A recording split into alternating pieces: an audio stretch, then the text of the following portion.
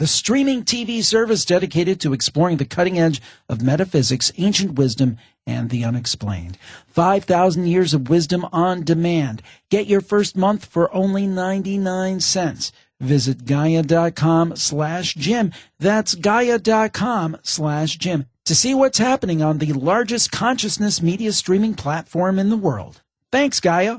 The Paranormal Podcast is also brought to you by the Kent Paranormal Weekend. April 29th and 30th, I'll be there leading panel presentations and speaking. Joining me will be Jeff Belanger and Nick Redfern and a host of other paranormal experts.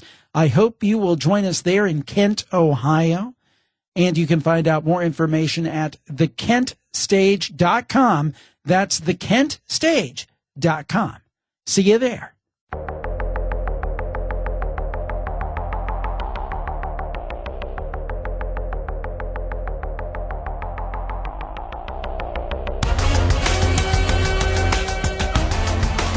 This is the Paranormal Podcast with Jim Harold.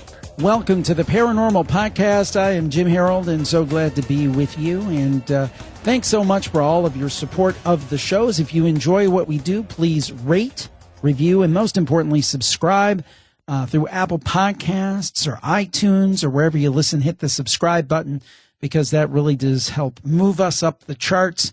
And we have some stiff competition these days, so we need your help to keep us on the top of the charts for paranormal podcasts.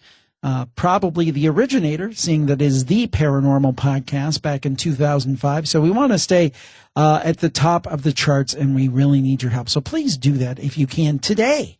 Maybe while you're listening. Please do. It helps us tremendously. And we have a great show for you today. We're going to start off with G. Michael Vasey. He's going to talk to us about the Black-Eyed Demons. And he's going to talk about his recent book, The Black-Eyed Demons Are Coming, True Accounts to Keep You Awake Tonight. And that's certainly frightening, but no more frightening than part two. In part two, we're going to talk to Len Kasten, and he's going to talk about Alien World Order, the reptilian plan to divide and conquer the human race. So all in all, hold on to your seats because we have a really spooky show. We're talking about black-eyed demons and then aliens who are going to try to divide and conquer us. Whew. It's a lot to digest. Here it is, the Paranormal Podcast. Our guest today is a return guest, G. Michael Vasey, and we are going to talk about a topic that fascinates me. Now, G. Michael has done many books on the supernatural, but I don't think anyone is more fascinating than a topic we're going to talk about tonight. That is, the Black-Eyed Demons Are Coming. That's True Accounts to Keep You Awake Tonight, True Tales of Terror, True Horror Stories, Creepy Stories, Real Black-Eyed Kids account. This is part of his Paranormal Eyewitness series. And G. Michael, these black-eyed kids, black-eyed demons, call them what you will. Very frightening stuff. Yeah. Actually, for me, it all started, as you know, I've got a website that people submit stories to from time to time. And it started about 18 months ago when I first got a black-eyed kid story through. And to be honest, until I saw that submission, I really hadn't heard of them. Sitting over on this side of the Atlantic, it's not such a big deal. It seems to have, as we'll discover over the next 30 minutes, I suppose, it does seem to have a US-centric aspect to it. So I got this story in, and I'm probably, you're probably a bit like me, you become immune to the normal stories, but this one actually had me, thinking, oh my goodness me, what would I do if I heard a tapping on my door at 4 o'clock in the morning, and when I went to the door there was two kids stood there, and it really grabbed my attention. We put it on the site, and it went viral. I got more traffic to the site over that one story than perhaps we'd had for any other story in the history of the site. And then, of course, the floodgates opened, and all of these stories started coming in. And after a while, I began to think, well, maybe I should look at this a bit more carefully, a bit more closely. So I started doing some Googling around, doing a bit of research. And in fact, the first Black-Eyed Kid book I put out was some time ago. It was in the Your Haunted Life series. It was number 3, Black-Eyed Kids. And it's one of the few books that I've written that, at least on the Amazon side, not the code.uk side, but on the Amazon.com side, almost has exclusively 5-star reviews. So plainly, it's a book that people enjoyed, and a lot of comments about, my goodness me, don't make the same mistake as me. I read this before I went to bed and I haven't slept all night. So it's one of these urban myths, I suppose, that really grabs people's attentions. And really causes them to think. And I mean, as I've put these books together, even the last one, I must confess I still smoke the odd cigarette, and sometimes I step out back onto a dark patio late at night, and after writing or reading one of these stories, I have to peer around the corner carefully to make sure that there's no small child there looking at me with black eyes, Yeah, it'll get your attention for sure. Now, let's say that someone is out there listening who's maybe new to the show, because we've talked about this before in my program with different people, David Weatherly and some other folks, but maybe somebody this is new to them. What is kind of the common story that you hear? Where are the commonalities? What happens? Yeah, well, you're absolutely right. I mean, there is a commonality to the story, particularly the U.S. stories, and maybe we can get to the differences a bit later. But generally, the idea is, or the story normally goes, that unexpectedly there is, and this can take place in a house or a car, but let's take the house instance. Unexpectedly, there's a knocking, usually a soft knocking at the door, usually quite late at night or the early hours of the morning.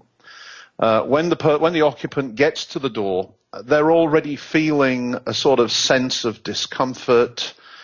Some people describe it as fear of losing their soul, a deep-seated fear, irrational fear that they can't explain, even before they see what's on the doorstep. When they open the door, what they will generally find are a couple or maybe 3 small kids. The kids are often said to be dressed in dark sort of clothes, maybe quite formal, a little old-fashioned looking at times, like little black suits, ties, white shirts, this kind of thing. Very abnormal sort of dress for small kids, 7, 8-year-old kids. The kids will have this pale complexion, they will be very calm, and they will simply ask, "Can I come in?" They may make some excuse, we got lost, we've lost our parents, any of those kind of tales, but most usually all they want to do is to be let into the house.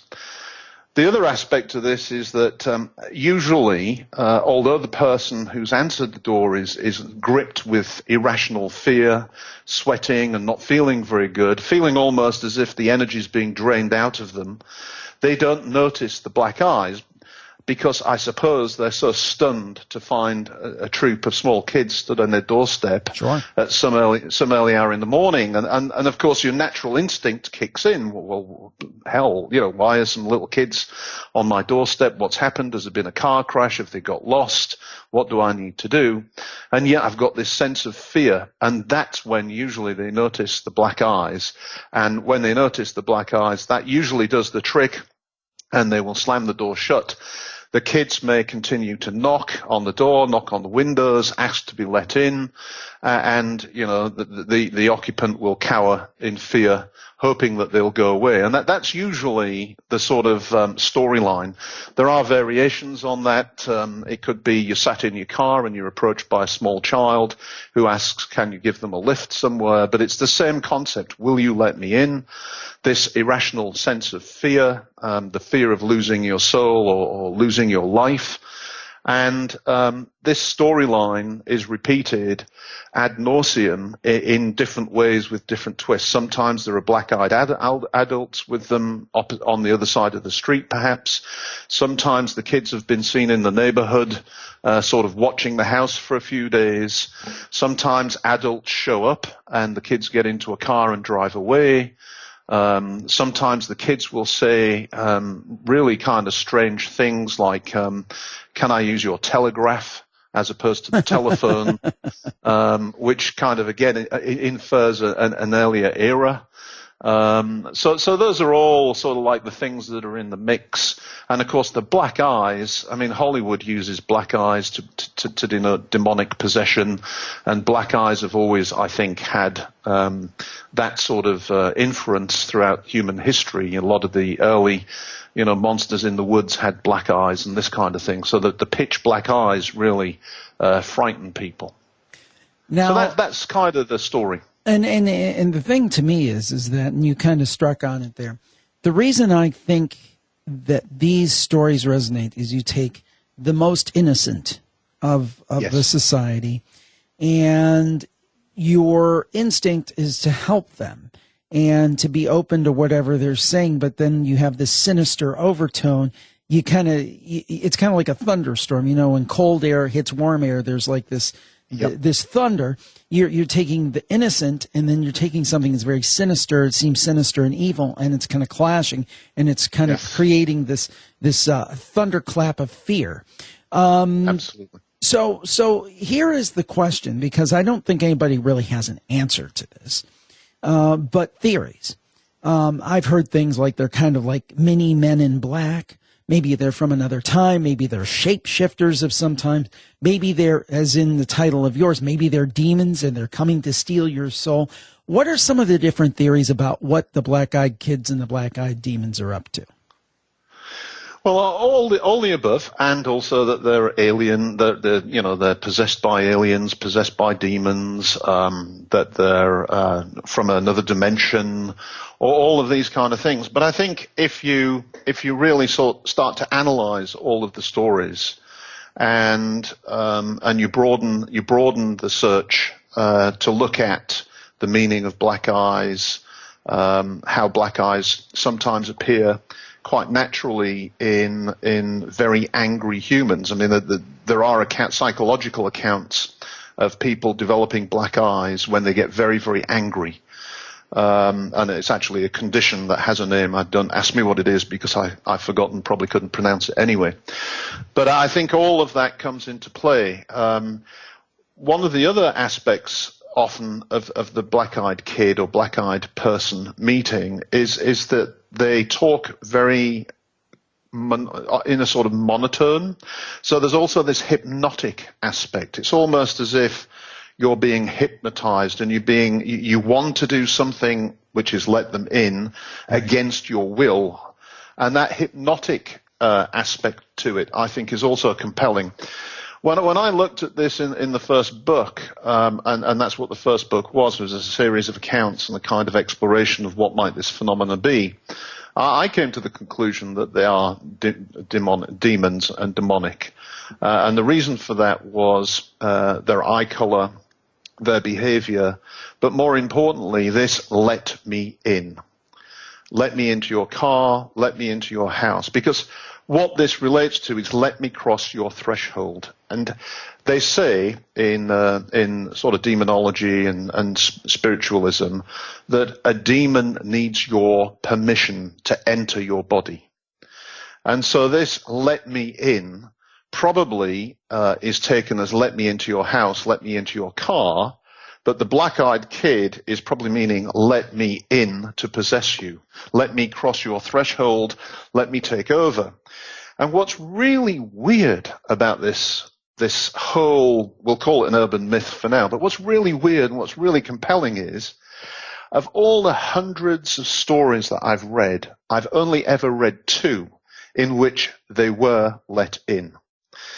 And I think this is something that really is also quite scary, because, I mean, in the US, goodness knows how many people disappear every year. Oh, yes. But there are stories of black-eyed kids being spotted in a neighborhood where there are isolated homes and entire families going missing. And, you know, the linkage is obviously made between the black-eyed kids and the people going missing. But in the couple of accounts where they have been let in, they were only let in for a short time because another person or another adult came in and disrupted that hypnosis sort of environment and threw them out. And what has happened to the people since then is they've developed cancers, they've died of cancers, their pets have died of cancer, They've been very ill. They've been lethargic, lacking in soul, lacking in spirit. And so again, you get this impression that this is a demonic thing. Now, I'm sure there are others that will argue with me, and I think all theories are still open. But this is my theory. This is the conclusion I came to as I did my investigation. And another aspect to this sort of urban myth that came up during my exploration of it was something quite startling called the white-eyed kid. So if you've heard of black-eyed kids, now imagine that there's another entity out there. Yeah, I've not heard of those. That has white eyes. And in the one or two or three stories where white-eyed kids have been involved, it would appear that they were hunting the black-eyed kids. So in a couple of stories, one person was being followed by some black-eyed kids. He was then confronted with another person who had entirely white eyes, who told him, "Leave them to us." And after that, he had no more problem with his black-eyed kids. So this concept of a white-eyed kid. Now, if you look at demonic hierarchies, black denotes the sort of base demon, sure, and white denotes the boss demon. So again, you have this kind of the white-eyed demon sort of chasing the black-eyed demon, and I found that quite intriguing as well. So there's definitely white-eyed kids as well as black-eyed kids, and let's face it, there are also black-eyed adults and white-eyed adults around. A lot of the stories that have been submitted to the site since I wrote these books have actually talked about adults. Well, asking. We're going to get a couple. We're going to get a couple of those stories. The black-eyed demons are coming, but they'll have to wait for this message. The Paranormal Podcast is brought to you by Gaia, the streaming TV service dedicated to exploring the cutting edge of metaphysics, ancient wisdom, and the unexplained. And keep listening, because I'm going to tell you how you can get your first month for only 99 cents. Now, you are a Paranormal Podcast listener, so you're obviously interested in these kind of topics, the supernatural, the unusual, the strange, the Fortean. And you know where to go to get your audio fix of this kind of content, but there really is only one place to get that same kind of coverage, that same kind of information, but in video, and get in-depth stuff. You're not just scratching the surface. And the place you go for that is Gaia, because Gaia explores the topics we love, and they're always providing tremendous new content. For example, if you were a member this week, some interesting things that you could take a look at are Wisdom Teachings by David Wilcock. He talks about galactic geometry, cubes in space. It's talking about the law of one and how mainstream science is starting to see evidence of it. Galaxies can spontaneously reproduce themselves. This is the kind of info that you get on Gaia. Or perhaps you want to take a look at missing links. The bigger questions concerning who we are, where we come from, or where have we gone have captivated scientists and mystics for centuries.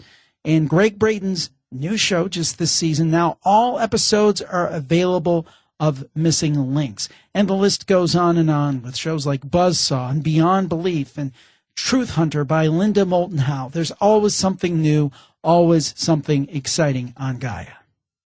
Now, something Gaia has recently done that I think is really slick, they've set up a special page for us at Gaia.com/Jim. That's Gaia.com/Jim. I love this because this is a little sampler of some of the different things you could see on Gaia if you were a member. For example, I'm looking here, Pushing the Limits of Disclosure with John Lear from the Cosmic Disclosure Show. Special Report, Mars Colony Inspection. Then you go down to the paranormal. You've got crop circles, crossovers from another dimension.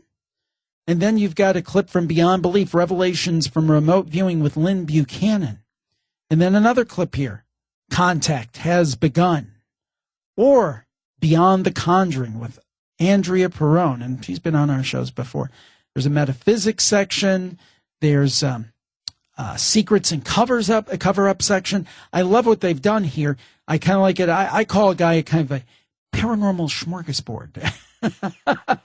And there's a little bit of something. And if you go to Gaia.com/Jim to look at these clips, there's absolutely no charge. So I highly recommend it. I'm really thankful that they set that up for us so we can take a look and you kind of get an idea of some things that you can check out. So I think you are going to love it. If you go to Gaia.com/Jim, there's a little red button that says sign up. And if you click on that, you'll have the opportunity to sign up for your first month for only 99 cents. Now, there's some other great offers, but that's an opportunity if you want to dip a toe into the water. Sign up for only 99 cents for your first month.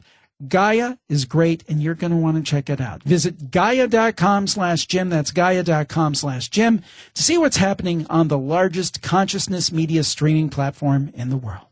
Thanks, Gaia. We're back on the Paranormal Podcast. Our guest is G. Michael Vasey. The subject are the black-eyed demons. Specifically, the black-eyed demons are coming.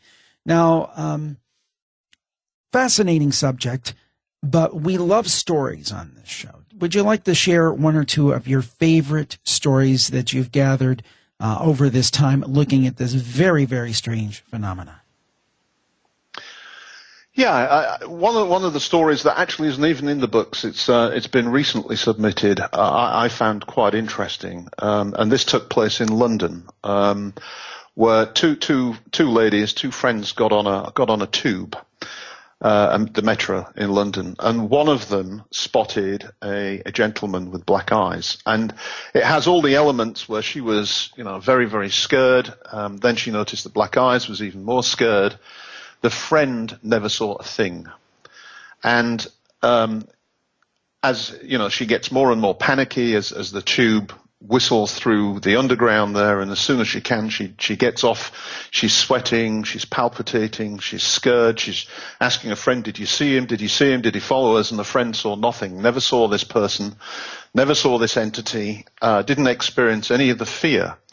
And the reason why I like that particular story, and it is a new one that's been submitted recently, is because it infers, does it not, that perhaps these things are selectively visible as well as yes, because one person saw this and was frightened to the point of, as I say, palpitations and cold sweats and really very frightened. And her friend, who was with her the whole time, was just puzzled by this behavior. There was nobody that she could see, certainly nobody with black eyes. And so there you have an example of where a black-eyed person is selectively seen and not seen by everybody. So is there a clue in there? The other kind of story that has fascinated me is, having lived 20 years of my life in Texas, and actually being an American by passport, even though I live in Europe these days, I often used to visit, as we do, Walmart. And Walmart to me is like the typical American experience. It's a very large shop. It's full of everything you could possibly want to buy in vast quantities, in large quantities. It's full of all kinds of characters. And yet Walmart seems to be the setting for so many of the stories about black-eyed adults. Apparently black-eyed adults shop at Walmart, because I've had at least 15 stories of people. In particular, there's this lady. She goes shopping with her daughters. She's only going into Walmart for a couple of items. She leaves the daughters locked in the car. The daughters are not small kids. They're teenagers. And off she goes. The daughters are sitting in the car, and a small child comes along and runs a key along the side of the car, which is an eerie sound anyway, and starts asking if they would let him into the car. They have the same fear, the same irrational fear. Then they notice that this small child has black eyes. So they make sure all the doors are locked, and they sit there scared beyond belief until Mum arrives again, at which time the black-eyed child has disappeared. Mum gets in the car, they drive away. The kids start to explain to Mum what just happened, and the mother looks at them in shock because she had an encounter with a black-eyed woman in the store that had also caused her to be extremely concerned, who asked if she could be given a ride. So again, you wonder if sometimes, these black-eyed kids selectively pick targets, and are only seen selectively by their targets. But Walmart seems to, if you want to have an encounter with a black-eyed adult and you live in the southern United States, I recommend Walmart. That's interesting. Now, let me ask you this. Now, some people would say, if these things are real, why have they just seemed to have shown up on the scene in the last 10, 15, 20 years? It seems like at least reports seem to be recent. Is that a misnomer? I mean, what are we talking about? I think this is a misnomer. If you probably know that the guy giving the credit for introducing the urban myth of black-eyed kids was a man called Brian Bethel, a Texas reporter in Abilene, I believe, in Texas. And he had an experience where he was sat in a car and he was basically approached by some black-eyed kids. The story has all of the elements of the stories as we just related them. And this took place, it was related on a mailing list, I think in 1998, 1999, something like that. And then, of course, he was on TV in some Monsters and Mysteries in America series in the 2000s, and he related the story. And from there it took off. But, and everybody then believes that sort of Brian Bethel was made up the story or created the myth of the black-eyed kids. But in actual fact, I have had stories submitted to me on the website and that are in the two books that are set in the 1920s, the 1970s, set in the UK, set in France. There's nothing new about this encounter story.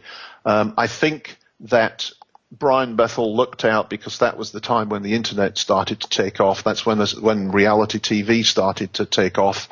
And I think there's been an explosion of communication about these urban myths and a fascination with this kind of story ever since. But if you really do the research, these stories go back not just into last century, but throughout human history. Some Indian tribe in North America, for example, believed in some being of black-eyed, white-skinned people that lived in the forest, and if you were unfortunate enough to bump into them, you were never seen again. So the black-eyed kid and the black-eyed adult has been around, I think, for a lot longer than they're given credit for. And I do think there is something to the story. I don't think this is made up. I mean, all of these experiences, there's got to be some truth. Where there's smoke, there's fire. There's got to be some truth behind this. And of course, just to you and all the listeners on the show, they do say that once you've heard about black-eyed kids, you're more likely to meet them. Oh boy. I didn't. La la la la la. I didn't hear anything. Cue evil laugh. So now one thing that, and you kind of spoke to it, is this idea that if you don't let them in, they become increasingly insistent. Is that mapped to what you've heard? Yes. Yes, in most instances, they become increasingly insistent. They will knock on the windows. And it never gets to the point of violence. At least I've never seen any story where it gets to the point of violence. It just becomes a cacophony of let me in, knock, knock, knock, knock. And this will last for minutes to hours. Usually the person inside falls asleep or something. When they wake up, they've gone. And there's no more evidence for them being around. But they are very insistent. They will repeat this phrase, let me in, let me in. They'll give all kinds of excuses. They never lose their temper. They never raise their voice. It's always this hypnotic sort of effect that they use to try to convince you. And they also try to use your humanity. They're small children out late at night and you feel bad and want to protect them, and that's how they work. What do you think the most frightening aspect of the black-eyed kids and the black-eyed demons are? I think the most frightening aspect is, where are the people that let these people in? Yeah. I mean, I must have seen now 150 stories of various types. And in all of that, I've only seen two where these kids were let in, and the consequences were unpleasant. And as I said in the book, I think I can't remember it's a staggering number of people disappear every year in the United States alone. And I'm sure that many of them disappear for all kinds of good reason, but you have to suspect. that if there is such a thing as the black-eyed kid, and the black-eyed kid really is demonic and feeding on human souls or human energy, then I think that's the terrifying bit to me, is where are all the people that actually let them in? Because I can't believe that most people don't. Otherwise, why would they continue to knock on people's doors if they were never successful? Now, is this something that we can any way research, or we're just kind of collecting stories? I mean, it's kind of difficult. It's kind of like ghost stories, or like an ethnographer would go out and collect information about different cultures. You just kind of, and I do the same thing with the campfire, just kind of collect stories. It's maybe frustrating because I don't even know how you would begin to research something like this to try to see if there's anything to it. You just kind of have to be in almost receiver mode. You have to be in receiver mode, but like I say, when I wrote the first book, the Your Haunted Life 3, The Black-Eyed Kids, I did really spend quite a lot of time researching, and obviously I came across people like you mentioned his name, the other Black-Eyed Kid, yeah. David Weatherly, and he's got some great information, and I found stories on the internet that were much older. I found stories in books, for example, that came from 60 years ago. So, and I also looked at this whole concept of black-eyed demons, black-eyed beings, black-eyed humanoids, and I came to the conclusion that the boogeyman in all cultures seems to have black eyes, whether they're hill fairies, whether they're soul-eating demons, black-eyed kids, or some demon portrayed in a movie by Hollywood, they all seem to have black eyes. And as I said, in psychological accounts, there are also accounts of people developing sort of like a demonic temperament, unable to control their anger, also developing black eyes, which is a medical condition. So, if it is an urban myth, then it brings together a lot of compelling aspects of how to create fear, how to create mystery, how to compel people to listen. And it brings it all together in a very clever and compelling way. But I just have to believe that there's got to be something behind it. And I guess the other aspect we haven't mentioned, I don't know if we've got time, sure, is that outside of the US, that there are normal black-eyed kids, but there are also black-eyed ghosts and demonic black-eyed entities. So I can't remember whether it was 10 years ago or something like that, but there was a whole series. There was all these newspapers in the UK reporting about the black-eyed kids of Cannock Chase, which is by Birmingham, the city of Birmingham in England. And if you look at the Cannock Chase black-eyed kid, it's not a physical kid, it's a ghost, but the ghost has black eyes, pale skin, behaves in sort of the same way. So there's when you look outside of the US, there's stories with a lot of similarities, with a sort of common theme, and yet there are these differences. Not a physical being at all, but a ghost with black eyes. And this caused, I mean, if your listeners want to go and Google Cannock Chase black-eyed kid, you'll see that all of the newspapers in England, all of the less highbrow newspapers, shall we say, picked up on this, and it was a front page story for many months, that these black-eyed kid ghosts were haunting this Cannock Chase forest. The other thing that sometimes is a common theme to these stories as well, which I find interesting, is that they seem sometimes to have the ability to disrupt electricity supply, phones, all those kind of things. So even though people want to make a telephone call, they'll pick up the phone and it's unusable, or the lights will flicker, that kind of thing, which is another little aspect to the story that sort of strengthens the feeling of malevolence and fear and all of those kind of things. So for me, it's been a fascinating exploration so far, and I continue to get the stories. I continue to collect them. I continue to look for other stories as well online, and I'm a believer. I think there's definitely something behind this urban myth of the black-eyed kid. Now, two things. One, please let us know where we can go if somebody out there has a black-eyed kid, a black-eyed adult, a black-eyed demon story, if they want to contribute it and share what's happened to them. And also, these two books, Your Haunted Lives, The Black-Eyed Kids, and The Black-Eyed Demons Are Coming. How can they get those as well? Yeah, the website is called My Haunted Life 2, T-O-O, as opposed to T-W-O. And so it's myhauntedlife2.com. You can go there, submit your story, any ghost story, but particularly black-eyed kid stories. If it's good, it will get on the site. I have a relationship with a person who does, I think, a podcast called Weird Darkness. He uses the stories and brings them to life on a weekly basis as well.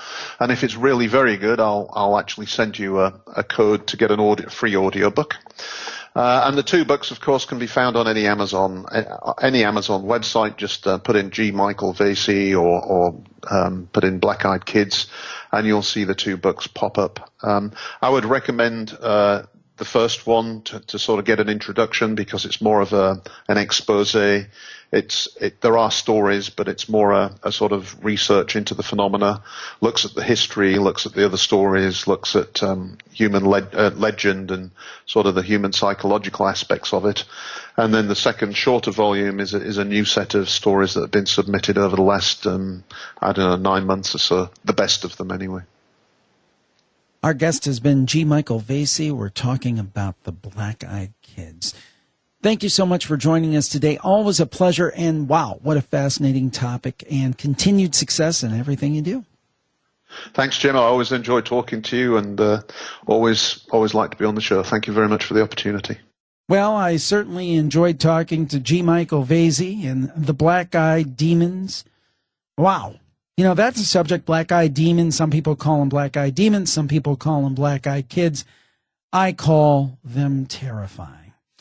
And next up, after this, we've got Len Kasten joining us. He's going to talk about Alien World Order right after this. I'm excited. You know, I don't get to go to a lot of conferences. Don't do a lot of that, maybe once or twice a year at the very most. And I'm very excited about the one coming up because it's going to be near my hometown, within driving distance of the Cleveland area. Definitely actually considered to be in the metro Cleveland area. And if you're in driving distance, I hope you come up and join us April 29th and 30th for the Kent Paranormal Weekend. That is the Kent Paranormal Weekend. You can find more information at thekentstage.com or facebook.com/Kent Paranormal Weekend. Now, if you ever wanted to meet me, I will be there.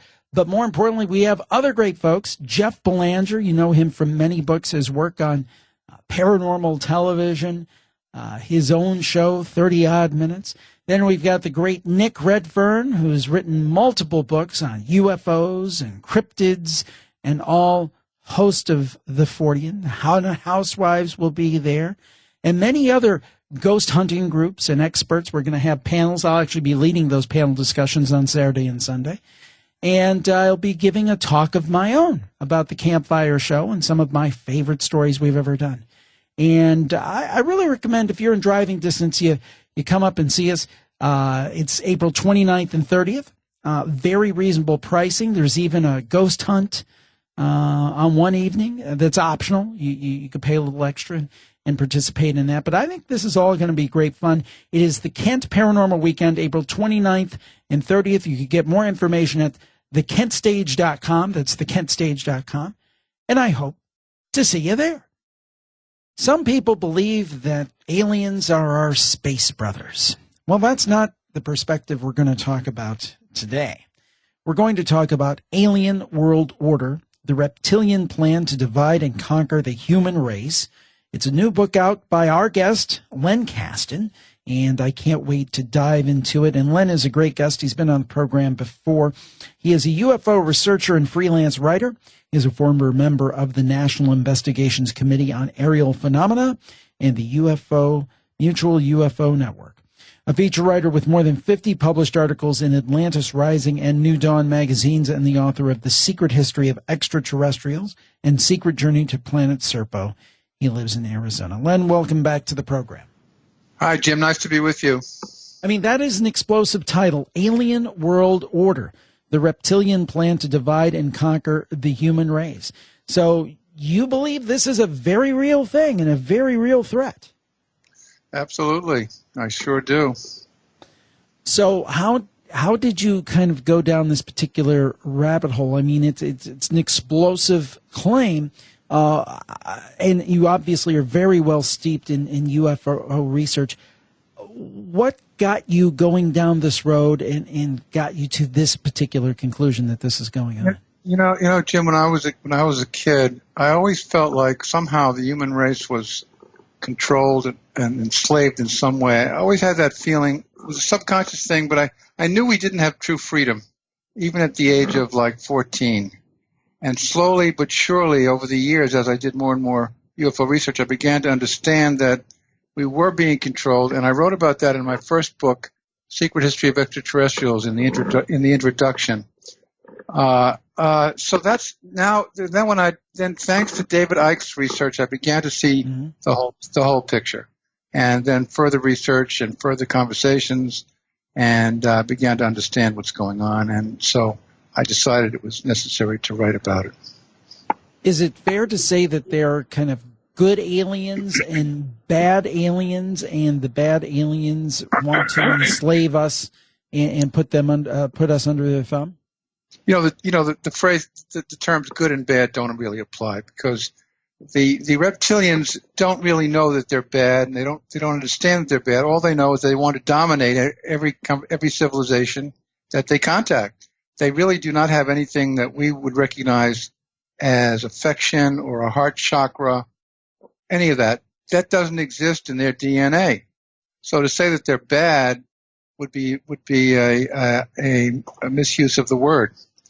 It's just that they are what they are, and they're here. And so we have to understand how to deal with them. In the book, you talk about the era of the first Star Wars. What is the era of the first Star Wars? I was fortunate to have gotten my hands on a book by Robert Morningsky. That is the only book that I know in existence that gives the history of the reptilians in this galaxy. And I thought it was absolutely necessary to cover that material before getting into how we're dealing with them. Because understanding where they come from, how they developed, all the phases that their civilization went through on a planet that Robert Morningsky calls the Green World, is necessary to really get a grip on how we have to deal with them here. Without that history, we don't understand. We're just talking about a bunch of aliens that have landed here and are trying to control us. That's not the case. That's not the case. The reptilians have a vast empire in this galaxy, and they're just trying to add us to their empire. Do they look at us like we would look at so many ants? Yes, they have contempt, utter contempt for us.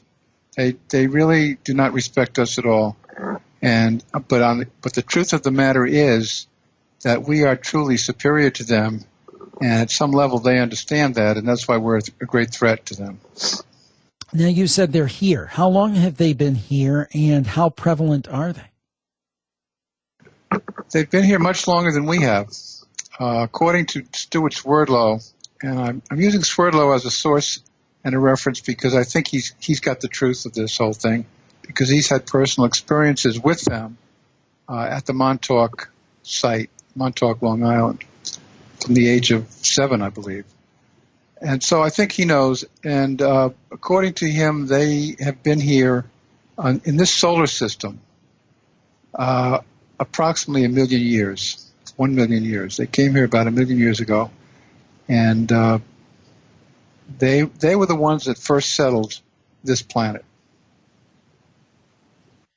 Now, saying that they're here on Earth, I mean, are they just undercover? We can't see them. Are they underground? Are they shapeshifters? Are they inbred, so to speak, with hybrids? All of the above. I mean, if they're here, I mean, why don't we see them or acknowledge that we see them? All of the above would apply in this case.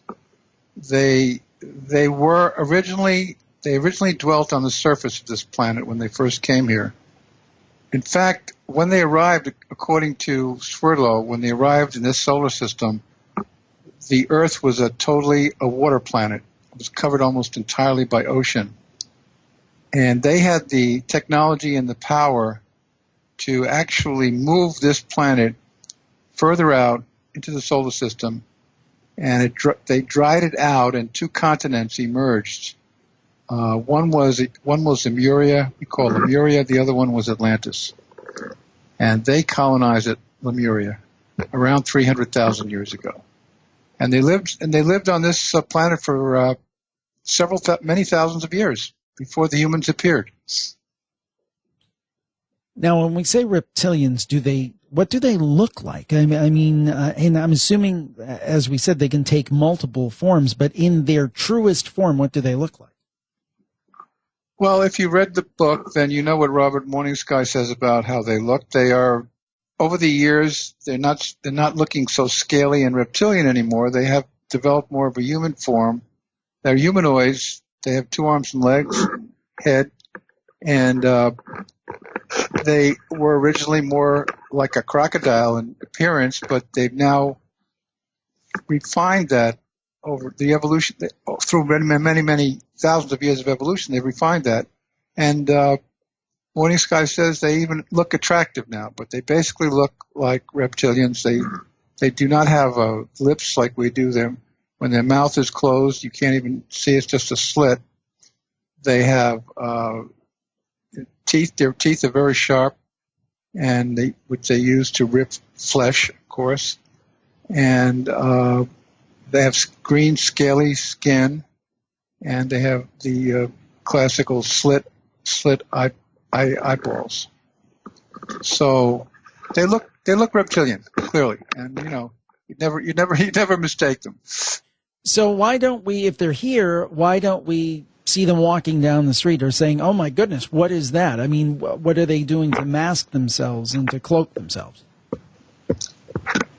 Well, I think you've read the history there. What happened was they had originally destroyed 3 planets in the Lyra star system, and they had slaughtered 50 million humans that were dwelling there. Lyra was the origins of the human race in this galaxy. After that catastrophe, the humans scattered throughout the galaxy. Many of them had spacefaring technology, and some came here to this solar system. And at that point, there were only 2 planets they could dwell on here. One was Mars, and another was Maldek, which was a large planet between Mars and Jupiter. When the reptilians arrived here, what they did was they destroyed Maldek in the same way that they destroyed 3 planets in Lyra, using some sort of weaponry. We don't know. Maybe it was just the fact that they got so close to Maldek that just being the proximity alone could have caused it to explode. And as it went by Mars, it stripped the atmosphere off of Mars so that the Martians, the humans living on Mars, who were originally from Lyra, they were Lyra refugees, were forced to go underground to live on Mars. So by the time the reptilians created and settled this planet, the humans in this solar system were living mostly on Mars, underground. The Federation, which developed as a defensive operation or organization for the humans in this galaxy, decided that they were going to confront the reptilians in this solar system. They were not willing to let this solar system go. So they sent a very fierce race of humans from the Pleiades to settle on this planet, and that became Atlantis. And the Atlanteans had very sophisticated weaponry. They had what we call pulse weapons, electromagnetic pulse weapons. They were able to attack Lemuria and cause it to sink under the Pacific. And the reptilians were forced at that point to go underground. And that is how their underground life began. And that was approximately 50,000 years ago. And that's when Atlantis started to develop. Now that it was free of reptilians on the surface, they were free to create their civilization, which was a very high civilization. It is a fascinating topic. When we get back, I want to talk to Len about when did our leaders become aware, in his view, of the reptilians and their plan to divide and conquer the human race. The book is Alien World Order. Our guest is Len Caston, and we'll be back right after this. If you like the Paranormal Podcast, you'll want to check out Jim's other free podcasts. Be sure to tune in to Jim Harold's Campfire, Crime Scene, and TV You Grew Up With. You can find them at jimharold.com and wherever fine podcasts are heard. Check them out. Bet you can't listen to just one. Now we return to the Paranormal Podcast. We're back on the Paranormal Podcast, a mind-bending discussion, a theory, an assertion that is certainly explosive in the new book, Alien World Order, The Reptilian Plan to Divide and Conquer the Human Race. We have the guest today, the author of said book, Len Caston, and we're enjoying our conversation and kind of getting our mind blown here. So join us on this journey. Now, Len, okay, this happened. The reptilians went underground. Fast forward to maybe the more modern era, and by modern era, I mean once humans kind of had advanced civilizations and all that. How far back was it that human leadership, and I mean, I don't know if we're talking about, post World War II or we're talking about ancient Egypt. How far back did human leadership know about the reptilians?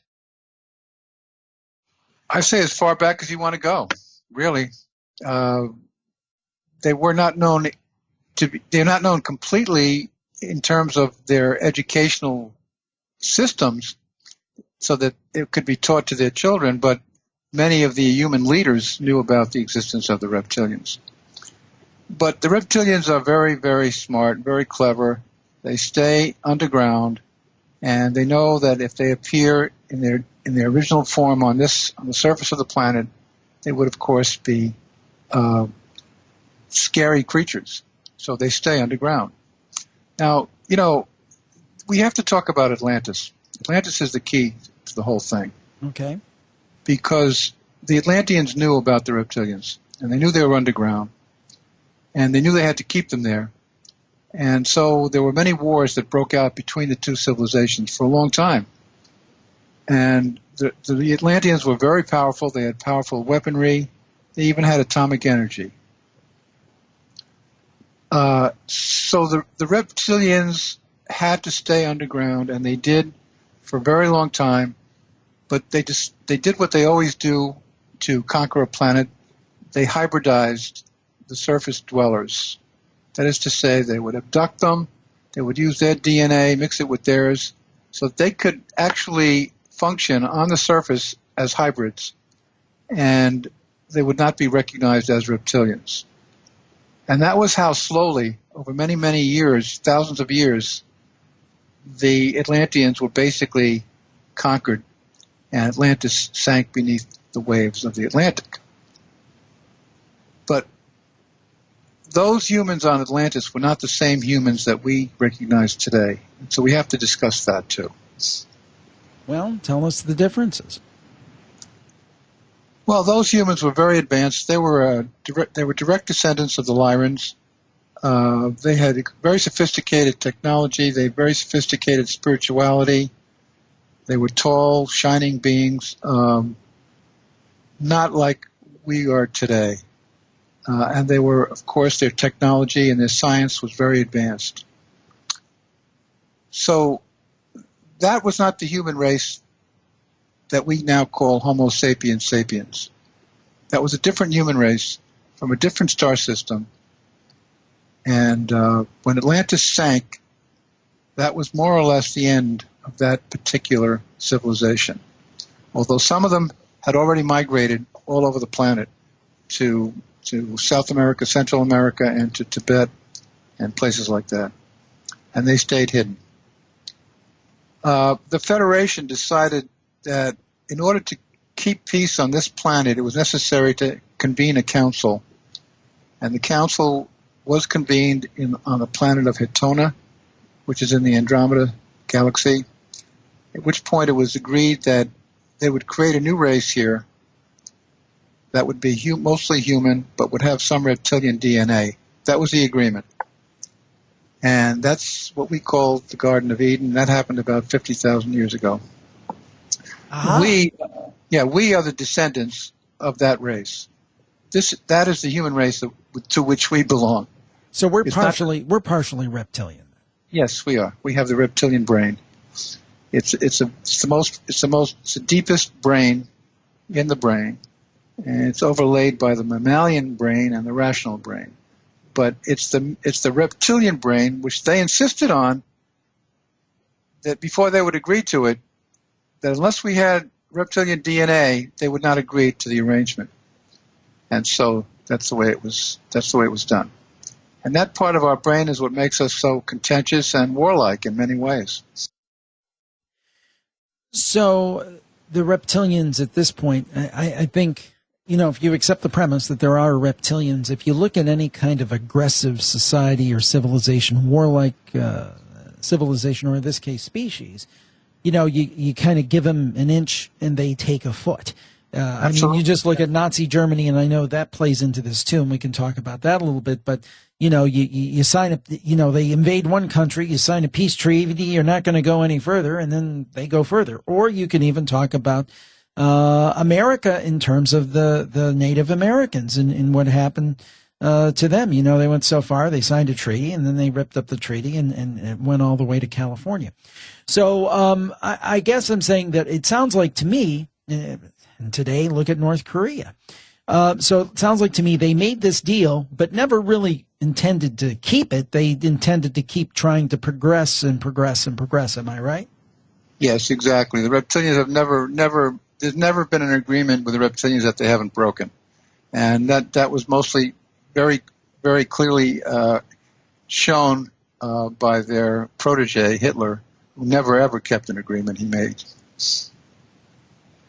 Okay, so let's maybe bring it a little more into the modern day.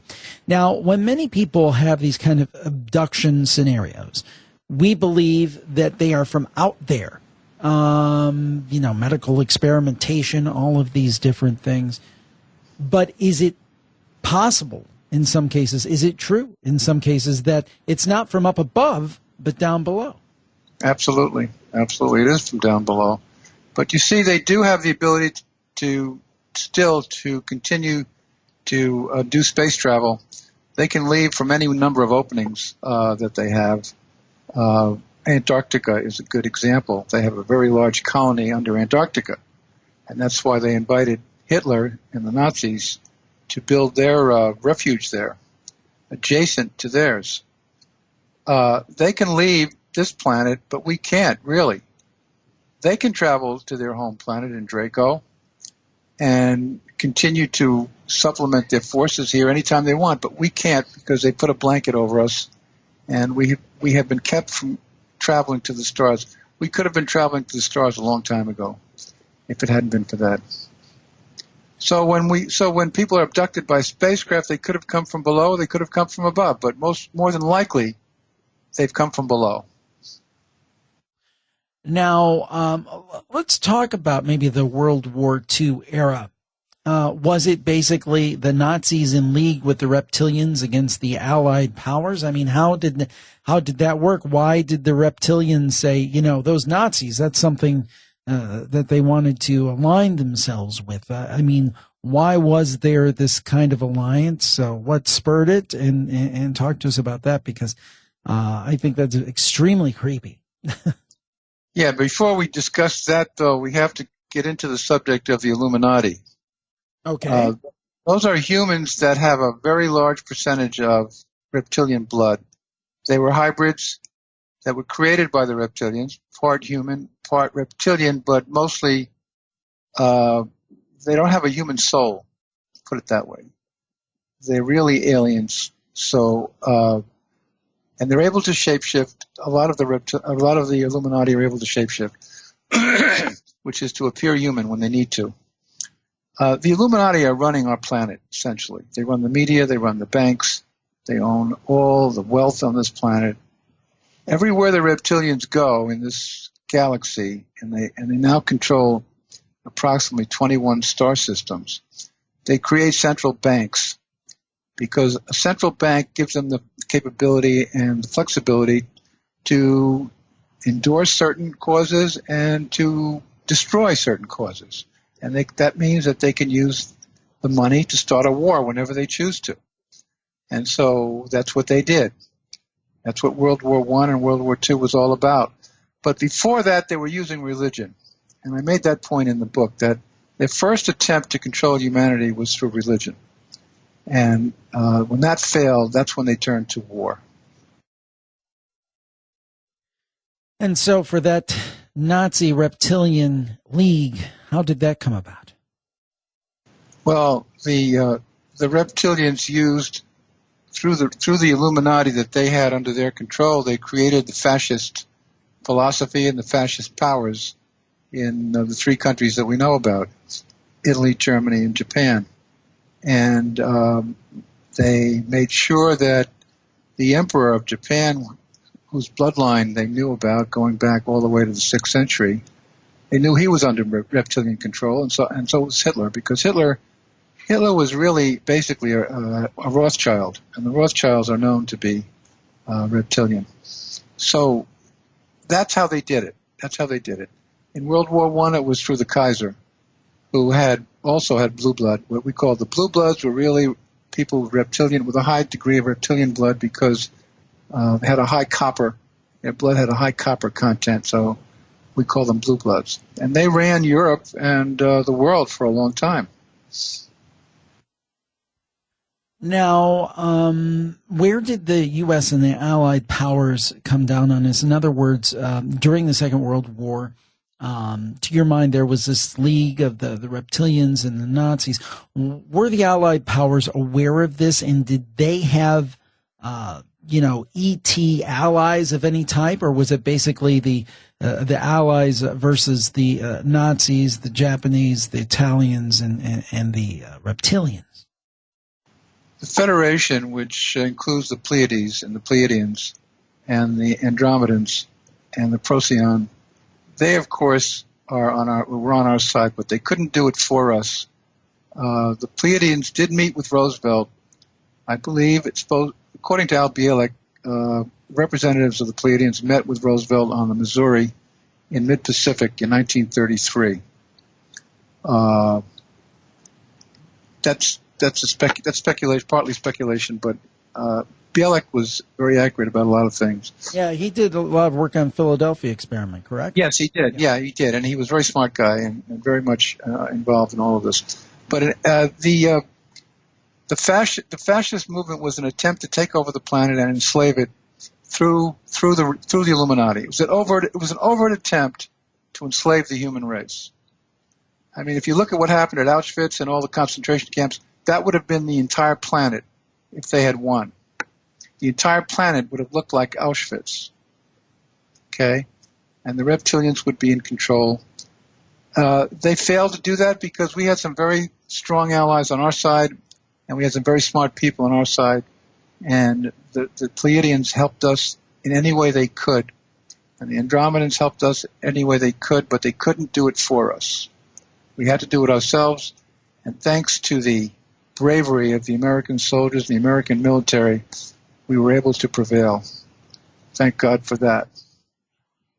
So it interests me because post-war, you talk about things like Operation Paperclip, where the German scientists were brought into the fold of the U.S. to help with the rocketry and so forth and all of this. Did the reptilians play a part in that? I think you have some theories in that regard.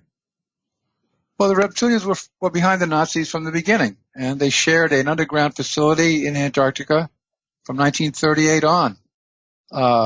In fact, it was the most highly technological people in the Nazi civilization that went to Antarctica. So what was the question? What was the question? The question was that we're talking about Operation Paperclip and the bringing of the German scientist into the fold. The reptilians were behind the Nazi movement. Okay. After World War II, they managed to infiltrate America through Paperclip and through people like Alan Dulles, who was sympathetic to the Nazi cause. And so they constituted the early development of the CIA. And Paperclip, we took in about 1,600 Nazi scientists, many of them, if not most of them, who had blood on their hands and who had been involved in the cruelest and in the most sadistic practices of the Third Reich. They came here, and slowly but surely, the Nazi influence in America started to take over.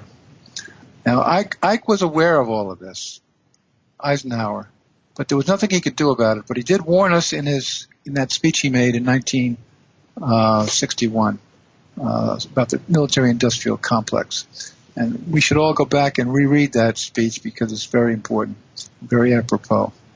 Yeah, that's fascinating that someone of his level, he'd been the supreme commander of the Allied forces, the president for 2 terms, that he would come out and say something that striking. That has always fascinated me, the fact that he came out in his farewell address and made those strong statements. Yeah, because he knew what was happening. Don't forget that the name of his book was Crusade in Europe. He used the word crusade. That was deliberate, because it really was a crusade against an evil force that was trying to take over the planet. And the human race, which was we're still rather young as a race, because we only began around 40,000 years ago, was vulnerable to a takeover. But as we've developed more and more technologically and spiritually, we're now becoming more and more of a real adversary against the reptilians.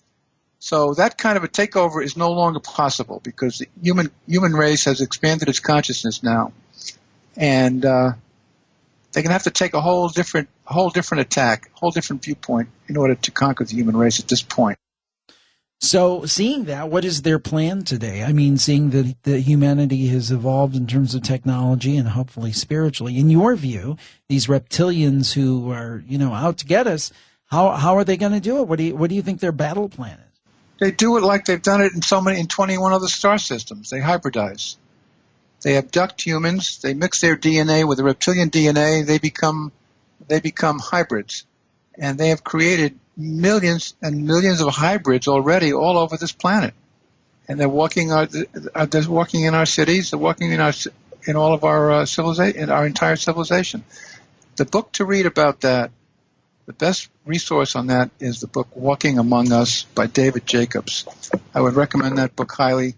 He is a therapist and a hypnotist, so he has direct experience with these hybrids, and he's learned to recognize them and how to identify them. So that's like a must. That's like a primer to the whole story, that book. And he's been a guest on the show, and fascinating.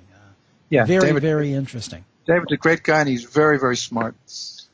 Well, I mean, there's really too much to delve into here. I mean, there's so much in this book. If you're interested in this subject matter, you've got a really attractive kind of color images in the middle, glossy images kind of showing some different things here. One thing I do want to ask you about, because this really, and I'll be very honest, I'm somewhat skeptical of this theory. However, one thing that really does catch my eye or ear is I just talked to another author about this the other day. I was reading Wired magazine, and I can't recall who it was. It wasn't Elon Musk or any huge name like that, but there was one of the tech-gensia talking about, hey, the internet's going to be implanted into us, and we're probably not going to be able to turn it off. Now, let me say, I love technology. I'm blessed to have this job doing podcasts because of technology. I think the internet is fantastic. I think technology is great. Of course, like anything else, it can be used for good or for evil. That being said, I don't like the idea of the internet being implanted in me and I can't turn it off. That seems like a bridge too far. And I know that you tackled the idea of transhumanism, Where does transhumanism come in to play in this whole scope of things? According to my understanding, that is the current reptilian plan to conquer the human race, is to create hybrids, create a huge population of hybrids, which they've already done and they're still doing, and read Jacob's book to get the inside story on that. But also to create robotic entities through transhumanism, which they too would be entities that do not have a human soul and would be allied with the hybrids. And once a certain point is reached, which they call the singularity, where robotic entities or robotic creatures would be just about equal to humans in terms of intelligence, they would be in a position to take over. Because then all they need to do is to create something like another world war or a plague or something to wipe out, let's say, perhaps 75% of the spiritually based humans. And then the combination of the hybrid race, the artificial creatures, the robotics, would be in a position to take over the planet and kick the rest of us out or enslave us. That's the plan. That's their plan, and I made I described that in the last chapter of my book. Well, I've really appreciated this time, and I love looking at things that are outside the comfort zone because it makes you think. And I think if you read this book, you will think. And our guest today has been Len Kasten. The book is Alien World Order, The Reptilian Plan to Divide and Conquer the Human Race. Len, where can people find the book and more information on all of your work? Okay, the book is available on Amazon or on Barnes & Noble, and also through the publisher, Inner Traditions in Rochester, Vermont. Also, I will have the ability to order it through my website, which is still under construction. The website is www.et-secrethistory.net, N-E-T. And right now, it's out there, but I need to put in the ability to order the book through the website. So I would suggest getting it through Amazon. Well, again, a fascinating discussion. Len Kasten, thank you for your time today. Same here, Jim. Nice talking with you. Take care. A lot to unpack there and to think about. Alien World Order, and earlier we were joined by G. Michael Vasey talking about the black-eyed demons. We hope that you enjoyed this show, even if it was a little bit terrifying. And we hope that you will subscribe to the show so you get it automatically every time we put out a new show. If you listen on Apple Podcasts or iTunes or wherever you may listen, rate and review us. Spread the word. That's how we get the word out. So I appreciate that very much. And hope to see you over at the Kent Paranormal Weekend. If you're in driving distance of Northeast Ohio, April 29th and 30th, I'll be there. Jeff Belanger, Nick Redfern, and many more. And I think that you will enjoy it. Check that out at thekentstage.com. We thank you so much. We'll talk to you next time. And have a great week, everybody. Bye-bye.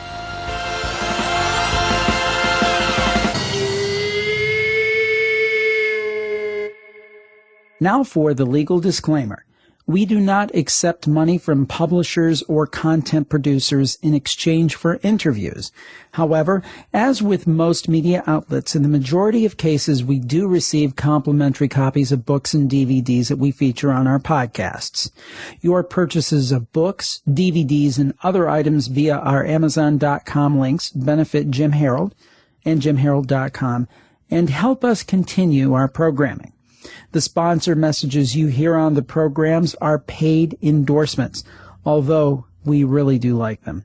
For the full disclaimer, go to JimHarold.com, and thanks for listening.